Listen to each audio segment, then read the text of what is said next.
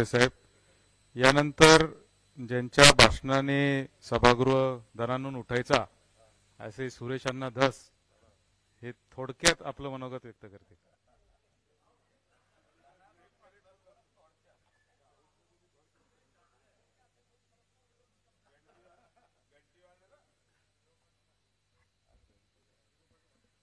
आजच्या विधानमंडळाच्या वतीने हा जो निरोप समारंभाचा कार्यक्रम या ठिकाणी आयोजित केला आहे, त्यानिमित्त उपस्थित असलेले आपल्या राज्याचे सन्माननीय मुख्यमंत्री नामदार एकनाथरावजी शिंदे साहेब, आमचे उपमुख्यमंत्री आदरणीय देवेंद्रजी फडणवीस साहेब, आदरणीय उपमुख्यमंत्री अजितदादा पवार साहेब, आदरणीय नार्वेकर साहेब, आदरणीय नीलमताई, सन्माननीय विरोधी पक्षनेते साहेब, या ठिकाणी आता उशिरा आलेले माननीय सत्तार साहेब, सावे साहेब, आमचे भाई आणि सर्व माझ्याबरोबर निरोप समारंभासाठी उपस्थित असलेले सर्व माजी सन्माननीय सदस्य या ठिकाणी माझ्यासह मी पण आज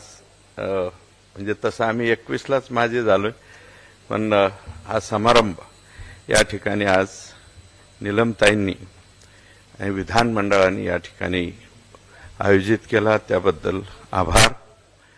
आणि हे सर्वोच्च सभागृह आहे, उच्च सभागृह आहे,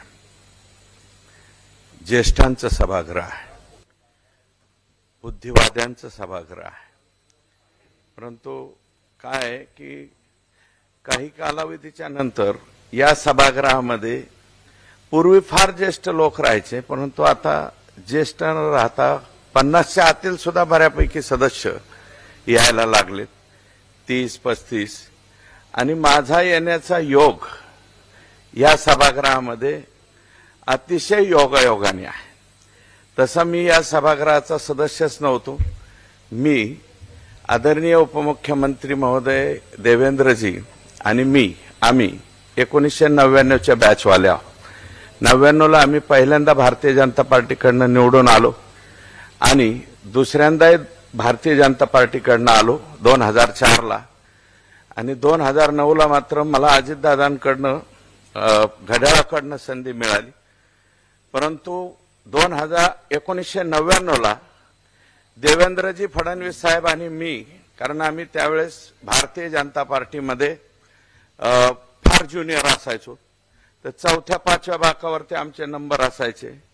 आणि त्यावेळेस देवेंद्रजी फडणवीस साहेब भाषणं करायची आणि त्यांच्या भाषणाचा आणलेला गठ्ठा जो आहे तो माझ्याच टेबलच्या समोर असायचा आणि मी एक एक कागद काढून द्यायचो आणि ते तसे तसे भाषण करीत बसायचे. ते भरपूर तास, 1.5 तास कोणत्याही विषयावरती, अर्थ या विषयावरती सुद्धा ते 1.5 तास बोललेले मी पाहिलं. आणि अगदी नवीन सदस्यापैकी सर्वांचं लक्ष वेधून घेण्याचं काम ते करायचे आणि त्यांना त्यांच्याच ऑफिसकडून आणलेलं, म्हणजे ज्या PA वगैरे सर्व सहकार्यांनी आणलेलं ते सगळं मटेरियल पुरवण्याचं काम, ही जबाबदारी माझ्याकडे असायची आणि ती मी करायचो. कारण पुढं मुंडे साहेब, खडसे साहेब हे सगळी मंडळी पुढं बसलेली असायची आणि त्यांच्या खूप 4थ्या-5व्या बाकावरती आम्ही बसलेलो असायचो. आणि 99ला त्यांचा आणखी एक साथीदार मी होतो. त्यावेळेस जे पहिल्यांदा आले होते ते या नरिमन पॉइंट पासून निघायचे, ते एंड पॉइंट पर्यंत जायचे आणि तिथून माघारी यायचे. आणि एक करेला ज्यूस असायचा पूर्वी, ते जर्मलच्या डब्यामध्ये दिलेला, आणि तो करेलाचा ज्यूस बरेच लोक घ्यायचे. ते आम्ही पण साहेबांना म्हणायचो त्यावेळेस, घेता का साहेब? ते बी म्हणायचे द्या. म्हणून करेल्याचा ज्यूस सकाळचे पार्टनर ते जेवढे चालायचे तेवढे मी काय कधी चाललो नाही, अजूनही चालत नाही. परंतु त्यांनी त्यावेळेस हिस्ट्री करून दाखवली होती आणि त्यांनी स्वतःचं वजन हे खूप मोठ्या प्रमाणावरती कमी केलं होतं. आजही ते त्याच्यावरती कसं शक्य करतात माहिती नाही, परंतु ते या ठिकाणी आम्हाला त्याचं कौतुकच आहे. आणि पुढे 2014ला मी त्यावेळेसही घड्याळ चिन्हावरती होतो परंतु मुंडे साहेबांची डेथ झाल्यामुळं दुर्दैवानं त्या इलेक्शनमध्ये संपत्तीची लाट खूप मोठ्या प्रमाणात आली आणि घड्याळाच्या सम दिसणारं एक चिन्ह होतं कॅरम बोर्ड. त्या कॅरम बोर्डाला आमच्या मतदारसंघात 22,000 मतं पडली आणि मी 5,000 मतांनी इलेक्शन हरलो होतो आणि त्याच्यामुळं आम्ही रिकामे राहिलो. आणि पुढे परत माननीय मुख्यमंत्री त्यावेळेस देवेंद्रजी होते, त्यांनी बोलावून घेतलं आणि पुन्हा आम्ही भारतीय जनता पार्टी बरोबर त्या ठिकाणी आलो. आणि मी काही म्हणलंही नव्हतं, परंतु त्यांनी आणि तत्कालीन ग्रामविकास मंत्री पंकजाताई होत्या, दोघांनी म्हणले अमुक अमुक जागा तुला लढवायची. तर मला कोणती जागा लढवायला लावली? आदरणीय मुंडे साहेब असताना सुद्धा बीड, लातूर, उस्मानाबाद ही जागा आमच्या भाजपचं फक्त डिपॉझिट वाचवायचं किंवा घालवायचं यासाठीच आमची जागा लढवली जायची आणि ते कधीही आमचं डिपॉझिट सुद्धा वाचलं नाही. अशा जागेवरती मला उभं त्या ठिकाणी केलं. आदरणीय मुख्यमंत्री महोदय शिंदे साहेब त्यावेळेस मला वाटतं नगर विकास विभागाचे मंत्री होते. उद्धव साहेब मुख्यमंत्री नव्हते, परंतु शिवसेना नेते होते. त्यांनीही त्यावेळेस आदेशित, एकत्रित शिवसेना होती, आदेशित केलं. आणि आज जे सावंत साहेब मंत्री महोदय आहेत, त्यांनी आदेशित करून शिवसेना आणि आपल्या भाजपाची एकत्रित मतं आणि आणखी काही मतं जास्तीची मिळून मला इथे येण्याची संधी त्या निमित्तानं मिळाली.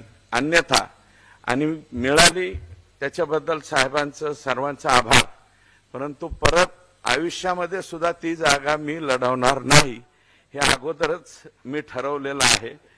कारण स्थानिक स्वराज्य संस्था मतदारसंघातून शिंदे साहेब इथे, दादा आहेत, फडणवीस साहेब इथं आहेत, आमच्यासारख्या माणसांचं आई शपथ काम नाही ते. पण झालं, धकलं ते धकलं. परंतु स्थानिक स्वराज्य संस्था आणि तेही 1111 मतात. आता रामदासजी आंबेडकर साहेबांनी इथं जागा लढवली, ते पण वर्धा आणि आणखी 2 जिल्ह्याचे प्रतिनिधित्व करतात. मला वाटतं आपले विरोधी पक्ष नेते साहेब यांनी सुद्धा ती जागा लढवलेली आहे.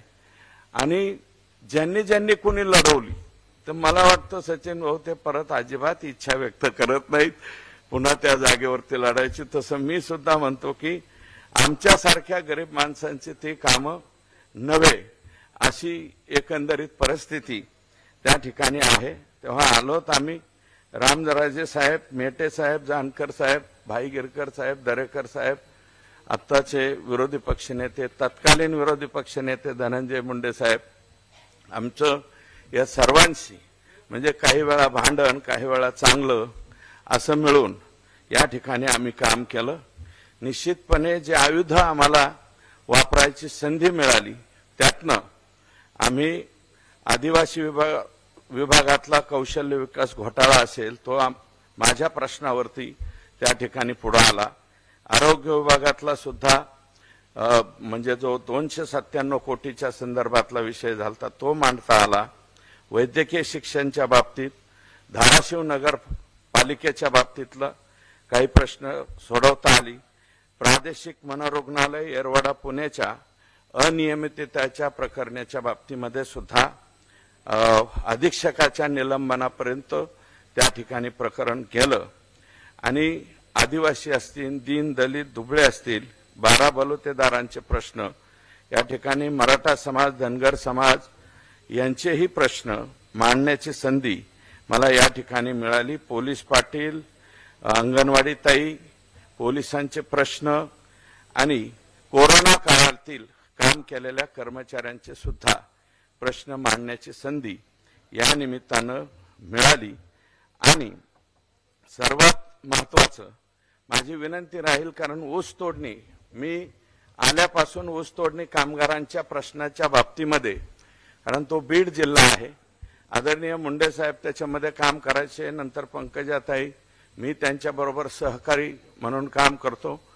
आणि पवार साहेब कारखानदारांचे प्रतिनिधी म्हणून लवादाला, दोघांच्या, मुंडे साहेबांच्या आणि पवार साहेबांच्या लवादाला मी अनेक वेळा त्या ठिकाणी गेलेलो आहे. तर आणि आता अजितदादा आणि दिलीप वळसे पाटील साहेब त्याच्यामध्ये काम करतात. आमच्या हर्षवर्धन पाटील साहेबांनी सुद्धा त्याच्यामध्ये मध्यस्थी करण्याचं काम केलं आणि यावेळेस आदरणीय मुख्यमंत्री महोदयांनी सुद्धा त्याच्यात लक्ष घातलं. मागे महिलांचे गर्भाशय काढण्याचं एक मोठं प्रकरण मी या स्टेजवरती का म्हणतोय, ज्याच्याशी संबंधित सगळे लोक आहेत. हे नीलमताईंनी सर्वात अगोदर पुढे आणलं. नीलमताईंनी त्या बाबतीतला प्रश्न पुढे आणला की खरोखरच बीड जिल्ह्यामध्ये युट्रस म्हणतात त्याला, महिलांचे मोठ्या प्रमाणावरती गर्भाशय काढण्याचा प्रकार बीड जिल्ह्यामध्ये झाला होता आणि त्याच्या बाबतीतला आवाज नीलमताईंनी उठवला होता आणि त्याला सकारात्मक प्रतिसाद आरोग्यमंत्री योगायोगाने एकनाथराव शिंदे साहेब झाले होते त्यावेळेस. आणि त्यांनी पहिल्यांदा एकनाथराव शिंदे साहेबांनी आरोग्यमंत्री म्हणून या प्रश्नाकडे गांभीर्याने लक्ष दिलं होतं. तोही प्रश्न असेल आणि पीसीपीएनडीटीच्या ऍक्ट अंतर्गत तातडीने काही ठिकाणी गुन्हे दाखल करणे असेल, हे त्यांच्या कालावधीमध्ये त्यांनी मोठ्या प्रमाणावरती काम केलं होतं. म्हणून त्यांनाही विनंती आहे. आणि विधी व न्याय विभाग हा माननीय आमचे नेते फडणवीस साहेबांच्याकडे आहे. आणि हे मी एक कारण आल्यापासून आमच्या ऊसतोड कामगारांच्या कायद्याच्या बाबतीत मी बोलत होतो. तर कायदा अशासकीय विधेयक माझं स्वीकृत झालेलं आहे आणि विधी व न्याय विभागाकडे गेलेलं आहे. तर नीलमताई, मुख्यमंत्री महोदय आणि देवेंद्रजी, आपण जर लक्ष दिलं तर हा निश्चितपणे कायदा होईल. कारण याच्यामध्ये ऊसतोड कामगारांचंही मोठ्या प्रमाणावरती शोषण होतंय आणि मुकादमांना सुद्धा अक्षरशः फाशी घेण्याची पाळी मोठ्या प्रमाणावरती यायला लागलेत. असंख्य चुकीच्या पद्धतीने गुन्हे एकमेकावरती दाखल होत आहेत. काही ठिकाणी अपहरणाचे गुन्हे दाखल होत आहेत, काही ठिकाणी अट्रॉसिटीचे गुन्हे दाखल होत आहेत. कारण याच्यामधला कामगार जो आहे तो आता शेड्यूल कास्ट आणि शेड्यूल ट्राईब या वर्गाचा सुद्धा मोठ्या प्रमाणावरती आहे. आणि सगळ्याच समाजाचे गोरगरीब माणसं या क्षेत्रामध्ये काम करतायत. म्हणून आपण लक्ष द्यावं. आणि कारखानदाराची बाजू हे प्रभावीपणे किंवा त्यांनाही समजून सांगण्याचं काम अजितदादा करतात. त्याच्यामुळे दादा इथं आहे. तर हा कायदा व्हावा. आम्ही जरी आता या सभागृहातून या ठिकाणी रिटायर होत असलो तरी सुद्धा पुढं ही सर्व मंडळी या ठिकाणी आहेत. त्यांनी या कायद्याच्या संदर्भात लवकरात लवकर काहीतरी निर्णय करावा अशा प्रकारची विनंती आहे. आणि सर्व माननीय मुख्यमंत्री, दोन्ही उपमुख्यमंत्री आणि विधानमंडळाचे दोन्ही प्रमुख मंडळी इथं आहेत, विरोधी पक्ष नेते इथं आहे. आमचं एकच शल्य थोडंसं जाणवलं. मी काही शिक्षकांचा वगैरे दुश्मन नाहीये साहेब, बरं का. परंतु आमच्या सभागृहामध्ये सगळ्या प्रश्नांपेक्षा शिक्षकांच्या प्रश्नावरती जास्त चर्चा होते. हा, कारण काय होतंय की शिक्षकांचेही बऱ्यापैकी आमदार आहेत प्रतिनिधी म्हणून आणि पदवीधरचेही आमदार आहेत.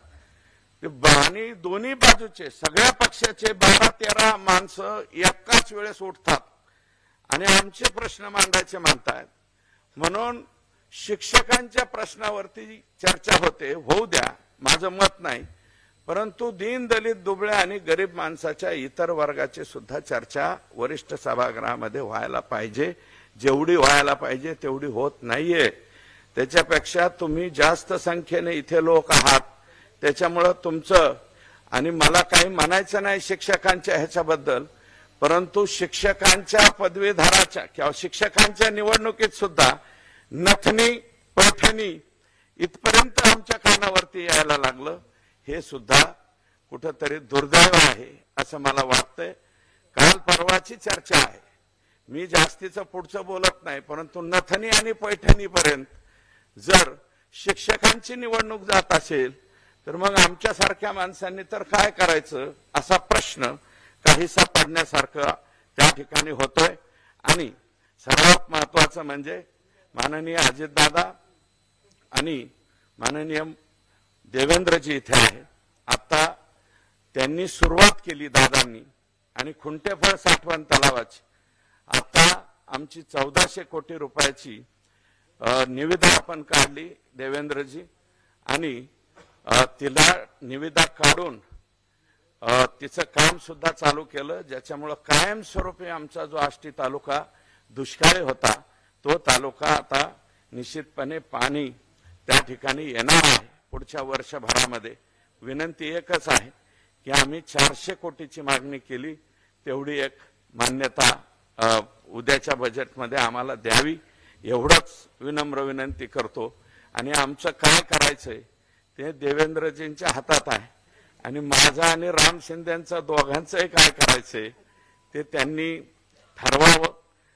तिघांनीही म्हणजे शिंदे साहेबांनी आपण सर्वांनी मिळून, परंतु आमचा सर्वस्वी जबाबदारी ही तुमच्याकडे आहे, आणि मागे तुम्ही जे बोललात त्याप्रमाणे आपण करावं एवढीच विनंती करतो आणि या ठिकाणी थांबतो. जय हिंद, जय महाराष्ट्र.